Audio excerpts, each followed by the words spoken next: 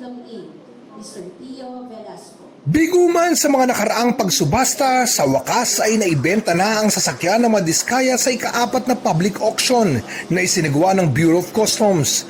Ang 2022 Bentley Bentayga na ibenta ngayong araw sa halagang 12,178,174 pesos and 15 centavos.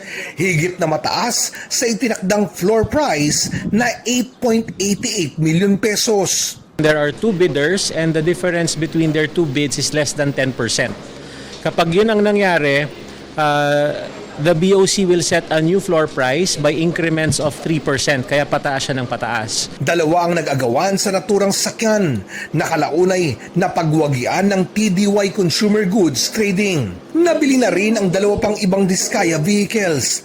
Ang 2024 Lincoln Navigator na nabili ng Cantineta Espresso Concepts sa halagang 6,950,000 pesos. At ang 2022 Cadillac Escalade ESV na nabili ng Igorot Stone Kingdom Incorporated sa halagang 6,623,000 pesos. Ang huli rin ang nakabili ng kontrobersyal na Rolls-Royce Cullinan na may kasamang payong.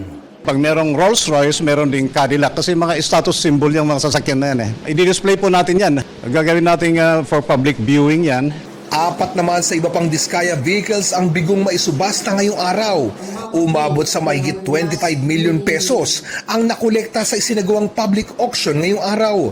Para naman sa mga di nabenta ngayong araw, pwede daw itong padaanin muli sa public auction o di kaya na may sa direct offers. Para sa GMA Integrated News, Oscar Oida, nakatutok 24 oras.